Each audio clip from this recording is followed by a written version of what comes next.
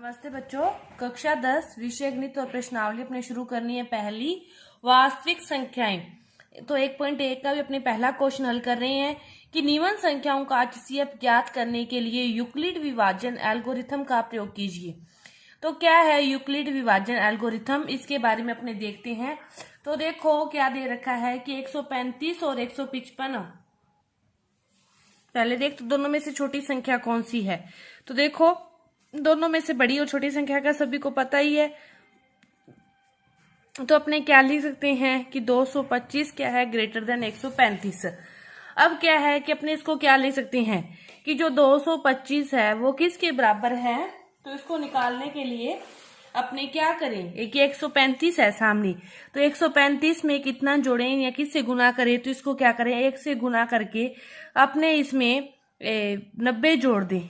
90 जोड़ दें तो 9 × 12, तो ये कितना हो जाएगा 225 के बराबर हो जाएगा। अब देखो जो 90 अपने पास शेषफल आया वो क्या है, 0 नहीं आया। यही प्रोसेस अपने कितनी बार करेंगे, जब तक ये वाला शेषफल क्या ना आ जाए, 0 ना आ जाए, तब तक ये प्रोसेस अपने करते रहेंगे। अब देखो अब किस में करेंगे, अब अपने जो एल्गोरिथम पर में लगाएंगे वो 135 और 90 में लगाएंगे।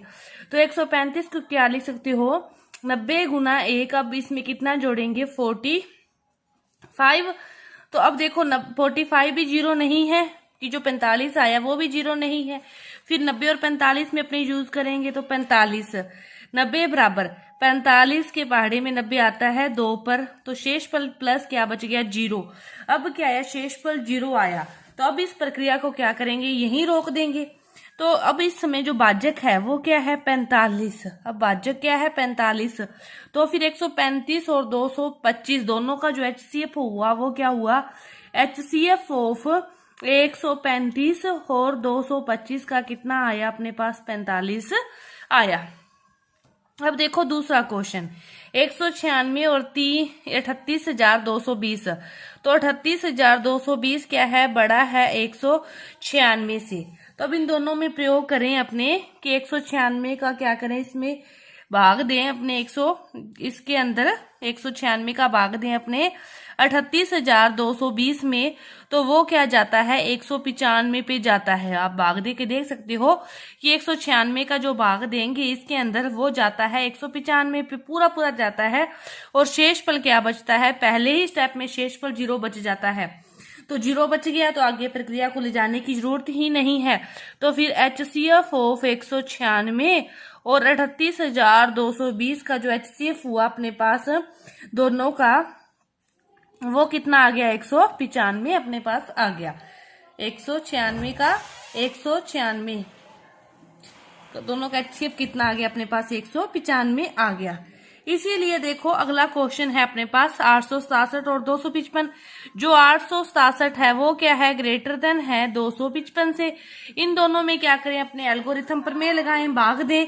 तो क्या होता है, जब 867 में 255 का भाग देते हैं तो भाग जाता है 3 पर और शेषफल बच जाता है 102।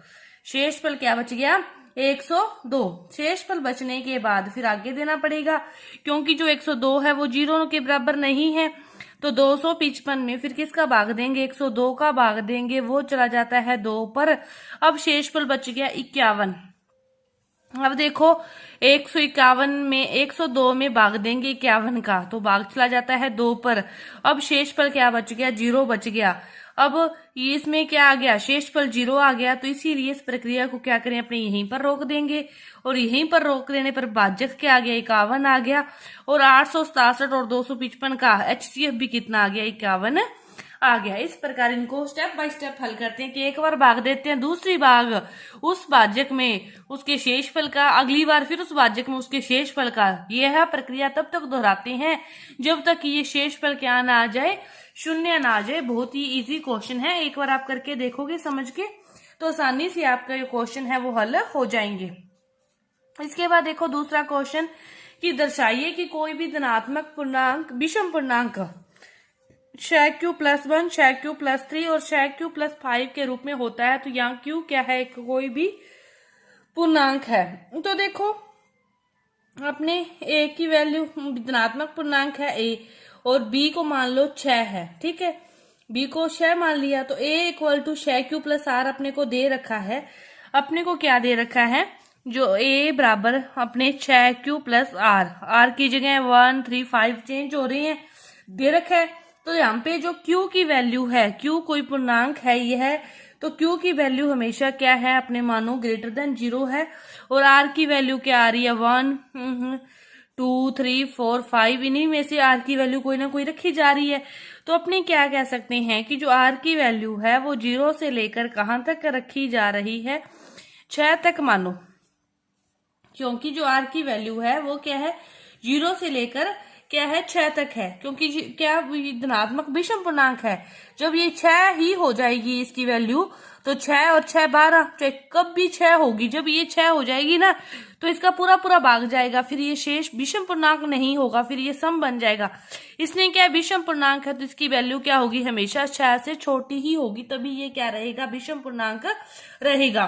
तो अपने क्या मान सकते हैं, फिर 0 से लेकर 5 तक मान सकते हैं कि 6 से तो छोटा रहेगा। तो 0 के लिए क्या होगा, जब r की वैल्यू 0 है, r की वैल्यू 0 है सॉरी, तब ये वाली वैल्यू 0 है तो क्या हो जाएगा 6q, फिर 6q plus 1, 6q plus 2, 6q plus 3, 6q plus 4 और 6q प्लस 5। यहाँ तक इतनी वैल्यू पॉसिबिलिटी है, जो अपने वो सारी लिख ली कि इतनी पॉसिबिलिटी हो सकती है। ठीक है, ये पॉसिबिलिटी है। अब देखो कि 6q प्लस 1 को अपने क्या लिख सकते हैं, देखते हैं एक बार। 6 को क्या लिख सकते हो, 2 गुना 3, 2 3 6, q का q प्लस 1। ठीक है, अब देखो 3q को क्या करो, आप कोई भी चीज मान लो, भी आप 3q को एक एक्स्ट्रा चीज मान ली कि जैसे k1 मान लो 3q है, तो इसको क्या लिख सकते हो, 2k प्लस 1। ठीक है, 2k प्लस 1। इसी तरह दूसरा है जैसे 6q प्लस 2, 6q प्लस 2 नहीं, यहाँ पे 6q प्लस 3 दिया, तो अपने इसको लेते हैं, क्या है 6q प्लस 3, 6q प्लस 3, तो इसको क्या लिख सकते हो, 6q प्लस 2 प्लस 1, ये लिख सकते हो कि 6q प्लस 2 प्लस क्या हो गया 1।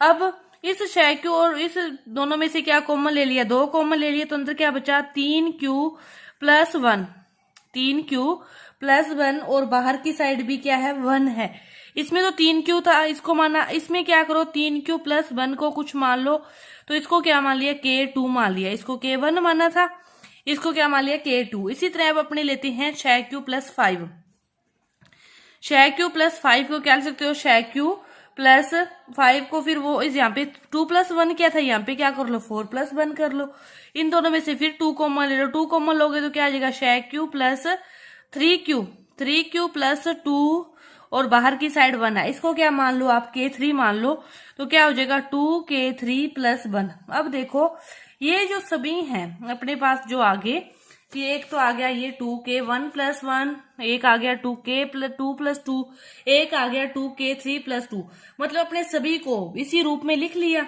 इस रूप में k के रूप में। तो इसीलिए ये सभी जो हैं फिर वो क्या है 2 से विभाजित नहीं है, कि यदि ये 2 से विभाजित होते, अब देखो 2k प्लस 1 है, k की जगह कुछ भी है, तो k की जगह 1 भी है, तो 2 एकम 2 और 1 3 हो गया, 2 होगा k की जगह, तो 2 दूनी 4 और 1 5 होगा, 3 होगा तो 3 दूनी 6 और 1 7 होगा, 4 होगा 4 दूनी 8 1 9 होगा। मतलब ये हमेशा क्या रहेंगे 2 से विभाजित नहीं होंगे, कि ये जो संख्याएं हैं 6q plus 1, 6q plus 3, 6q plus 5, ये क्या है 2 से विभाजित नहीं है, क्योंकि इसको इस रूप में लिखा गया है 2k 2k2, तो यहाँ के एक पूर्णांक है, तो ये कभी भी 2 से विभाजित नहीं होंगे, अर्थात ये सभी क्या है विषम पूर्णांक है। इसीलिए है क्योंकि कोई भी धनात्मक जो विषम पूर्णांक है वो इसके रूप में व्यक्त किया जा सकता है। इसको अपने इस रूप में लिख के दर्शा दिया कि ये 2 से विभाजित नहीं है, कि यहाँ पे आप k की वैल्यू कुछ भी रखो वो 2 से भाग नहीं जाएगा, इसमें 2 का भाग नहीं जाएगा, तो फिर ये इसमें इसी को इस रूप में लिखा है तो इसमें भी नहीं जाएगा, पर ये 2 से विभाजित नहीं होंगे, तो कौन से पूर्णांक होंगे, विषम पूर्णांक होंगे। और हमें क्या बताना था, यही बताना था कि ये है क्या है, एक विषम पूर्णांक है। तो अपना ये दूसरा जो क्वेश्चन था पूरा हुआ। आगे का जो भाग है वो अपने अगली वीडियो में करेंगे। धन्यवाद।